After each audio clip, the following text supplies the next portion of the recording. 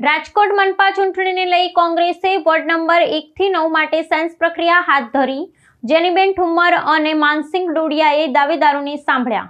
રાજકોટ મહાનગરપાલિકાની આગામી ચૂંટણીને અનુલક્ષીને કોંગ્રેસ પક્ષ દ્વારા ઉમેદવાર પસંદગીની કવાયત તેજ કરવામાં આવી છે। આ અંતર્ગત પ્રદેશ કોંગ્રેસ દ્વારા નિયુક્ત નિરીક્ષકો જેનીબેન ઠુમ્મર અને માનસિંગ ડોડિયાની ઉપસ્થિતિમાં આજથી રાજકોટમાં સેન્સ પ્રક્રિયાનો વિધિવત પ્રારંભ થયો છે। રાજકોટ શહેરના વિવિધ વોર્ડમાંથી ચૂંટણી લડવા ઈચ્છુક દાવેદારોને સાંભળવા અને તેમની રજૂઆતો જાણવા માટે આ પ્રક્રિયા હાથ ધરવામાં આવી છે, જેમાં પક્ષના કાર્યકરો અને આગેવાનો મોટી સંખ્યામાં ઉમટી પડ્યા હતા।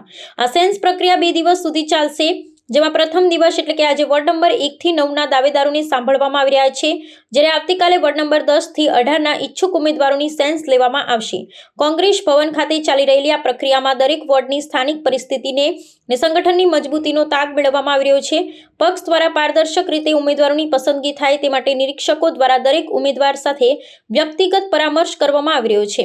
ઉમેદવાર પસંદગીના માપદંડો અંગે માહિતી આપતા પ્રદેશ નિરીક્ષક જેનીબેન ઠુમ્મરે સ્પષ્ટ કર્યું હતું કે ટિકિટ ફાળવણીમાં માત્ર જ્ઞાતિગત સમીકરણો જ નહીં, પરંતુ ઉમેદવારોની ભૂતકાળની કામગીરી અને લોકસંપર્કને પણ ધ્યાનમાં લેવામાં આવશે। તેમણે ભારપૂર્વક જણાવ્યું હતું કે પક્ષનો મુખ્ય ઉદ્દેશ્ય ચૂંટણીમાં વિજય પ્રાપ્ત કરવાનો હોવાથી જીતી શકે તેવા સક્ષમ ઉમેદવારો પર વિશેષ પસંદગી ઉતારવામાં આવશે। આ પ્રક્રિયા પૂર્ણ થયા બાદ પ્રવેશ કક્ષાએ અહેવાલ સુપ્રત કરવામાં આવશે અને તેના આધારે આખરી નામોની જાહેરાત કરાશે। ખૂબ ટૂંક સમયમાં કોર્પોરેશનની ચૂંટણીઓ આવી રહી છે, પ્રથમ વાગી ગયા છે, એટલે જે કોંગ્રેસ પક્ષના ઉમેદવારો કે જે પોતે ચૂંટણી લડવા માંગે છે, ભારતીય જનતા પાર્ટીનું શાસનમાં રાજકોટ મહાનગરપાલિકામાં શું હાલ થયા છે રાજકોટના, એ રાજકોટવાસીઓ ખૂબ સારી રીતે જાણે છે। ત્યારે ઉત્સાહભેર બધા જ પોતાની ઉમેદવારી નોંધાવવા માટે ને આગામી સમયમાં કઈ રીતે પોતે ચૂંટણી લડીને જીતી શકે એના માટેની ચર્ચાઓ આજે વોર્ડ વાઇઝ કરવા જઈ રહ્યા છે। ત્યારે જેટલા વોર્ડમાંથી જે લોકો લડવા માંગતા હોય, જે સમીકરણો અત્યારે જે અનામતના પ્રમાણે જે સમીકરણો આવ્યા છે એ પ્રમાણે કોણ સક્ષમ છે એ પોતાની દાવેદારી અને પોતાની રજૂઆતો કરશે, જે આજે સાંભળવાના છીએ। કોઈ ઉમેદવારોની જાહેરાત કે કોઈ પ્રોબેબલ ઉમેદવારોની વાત આજે કે કાલે કે હજી આ અઠવાડિયામાં પણ કરવાની નથી। ફક્ત આ સાંભળવાની કોંગ્રેસ પક્ષ તરફથી પ્રક્રિયાની શરૂઆત કરી છે। આ સાંભળવાને ઉમેદવાર જાહેરાતને કોઈ લેવા દેવા નથી।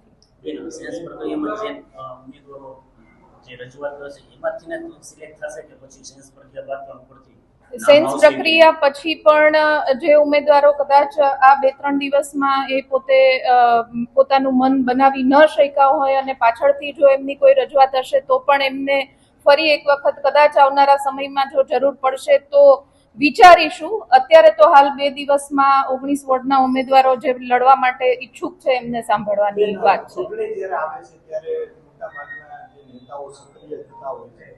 અમુક નેતાઓ કાયમી સક્રિય હોય છે, પરંતુ અમુક નેતાઓ એવા છે કે ચૂંટણી આવે 3-4 મહિના સક્રિય થાય પછી કોઈ કાર્યક્રમમાં દેખાતા નથી। આ તમામ બાબતો ધ્યાનમાં લેવાશે।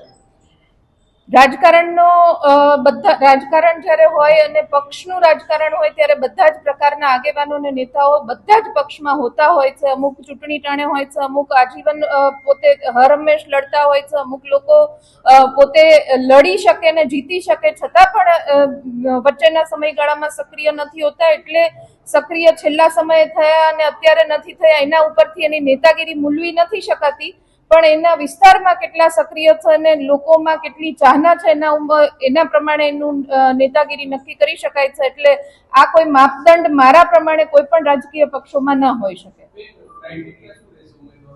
અત્યારે હાલ ઉમેદવારની પસંદગી જે અનામત આવ્યું છે વોર્ડ વાઇઝ જે રિઝર્વેશન છે એના પ્રમાણે બધા જ ઉમેદવારોને સાંભળવામાં આવશે અને એનું પોતાનું વિસ્તારમાં શું પ્રભુત્વ છે, પોતે વિસ્તારમાં કામગીરી શું છે, સામાજિક સંસ્થાઓ સાથે, પોતાના વિસ્તારના લોકો સાથે એમના કઈ રીતના સંબંધો અને કઈ રીતની કામગીરી છે એના પ્રમાણે મૂલ્યાંકન કરવાની શરૂઆત આ બધાને સાંભળી લીધા પછી કરવામાં આવશે।